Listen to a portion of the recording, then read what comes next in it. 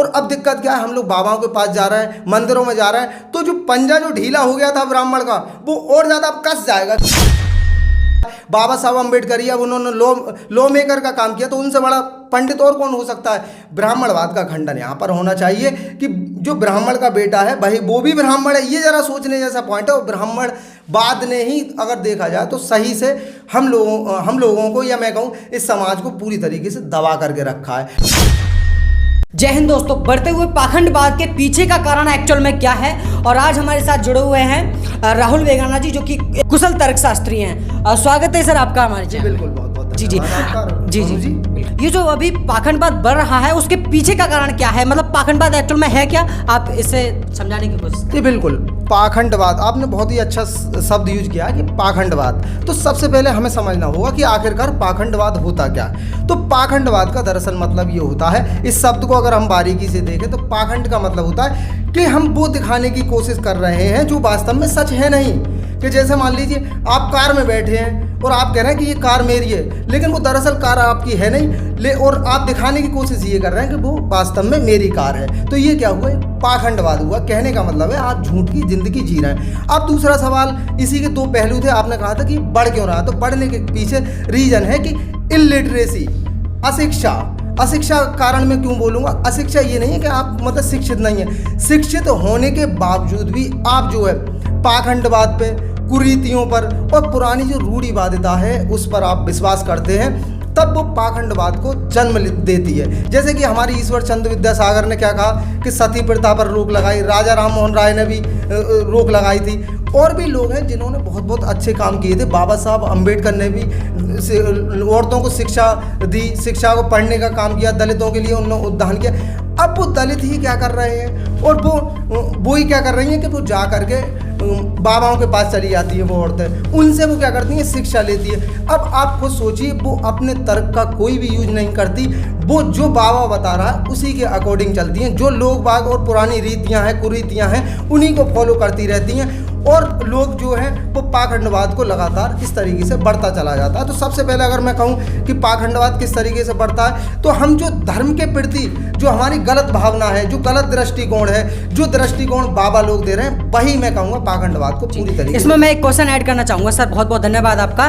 Sir मैं जानने की कोशिश करूँगा आपसे, कहीं ना कहीं बाबाओं में से आपका एक क्वेश्चन निकल के आता है कि बाबा के नाम पर अगर मैं कहूँ कि जिसके पास 70 लाख से ज़्यादा ऑडियंस मतलब रहती है धीरेन्द्र शास्त्री के पास, अच्छा मैं उनके क्या जानने की कोशिश करूँ, क्या समझने की कोशिश करूँ, ऑडियंस को लगता है कि पाखंडवाद फैलाने की कोशिश कर रहे हैं वो। देखिए, सबसे पहले तो हमें ये समझना चाहिए, आपने कहा कि उनके पास 70 लाख ऑडियंस है, मैं कह रहा हूँ 1 करोड़ भी ऑडियंस हो तो उससे कोई फर्क नहीं पड़ता। जो चीज़ गलत है वो गलत ही मानी जाएगी। ऑडियंस के ज़्यादा होने से कोई चीज़ या कोई इंसान सही नहीं हो जाता। कहने का सीधा मतलब ये है कि उससे ज़्यादा लोग और पाखंडवाद को समझते जा, मतलब पाखंडवाद को जो है अपनी नज़र में सही समझते जा रहे हैं, जबकि आपकी नज़र में क्या है फिर? देखिए, सबसे पहले ये देखना होगा कि उसके पास लोग क्यों जा रहे हैं, उनके पास क्यों जा रहे हैं। तो सबसे पहली बात है कि इंसान परेशान है।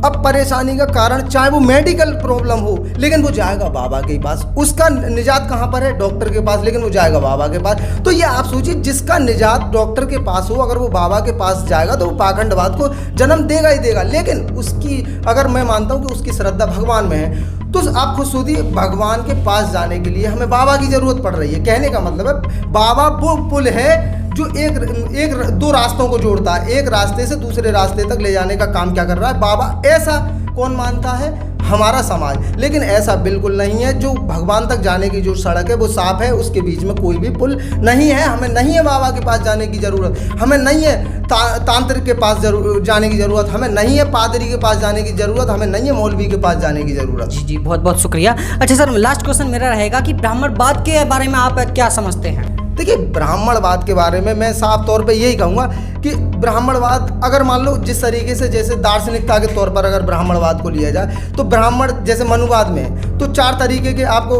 वर्ण बताए गए, ब्राह्मण, क्षत्रिय, वैश्य, शूद्र। अब इसमें ये जो है कि ब्राह्मण पहले के ज़माने में जो मनु के अकॉर्डिंग जो है वो उसको कहा जाता था जो पढ़ाने का काम करता है, जो शिक्षा देने का काम करता है, तो वो तो ठीक है। लेकिन उसके बेटा भी ब्राह्मण हुआ, इस बात को लेकर के थोड़ी आपत्ति बनती कि जरूरी नहीं है वो पढ़ाने में सक्षम हो। अगर मान लीजिए कोई बनिए का बेटा, जरूरी नहीं है कि वो बिजनेस कर पाए। शूद्र का बेटा जरूरी नहीं है कि वो सेवा ही करना चाहे। वो हो सकता है कि भाई जज बनना चाह रहा है, बड़ी से बड़ी वो बड़े से बड़े फैसले कर सकता है। बाबा साहब अम्बेडकर या उन्होंने लॉ मेकर का काम किया, तो उनसे बड़ा पंडित और कौन हो सकता है। ब्राह्मणवाद का खंडन यहाँ पर होना चाहिए कि जो ब्राह्मण का बेटा है भाई वो भी ब्राह्मण है, ये जरा सोचने जैसा पॉइंट है। और ब्राह्मणवाद ने ही अगर देखा जाए तो सही से हम लोगों को, या मैं कहूँ इस समाज को पूरी तरीके से दबा करके रखा है। और अब दिक्कत क्या है, हम लोग बाबाओं के पास जा रहे हैं, मंदिरों में जा रहे हैं, तो जो पंजा जो ढीला हो गया था ब्राह्मण का वो और ज़्यादा अब कस जाएगा। क्यों? क्योंकि वो चाहता ही यही था कि वो मेरे पास आए। वो कहा नहीं शायरी कि वो मैं चाहता भी यही था कि वो बेवफा निकले, उसको समझने का कोई तो सिलसिला निकले, तो ये सिलसिला है। सर हमसे बातचीत करने के लिए बहुत बहुत धन्यवाद आपका। जय हिंद।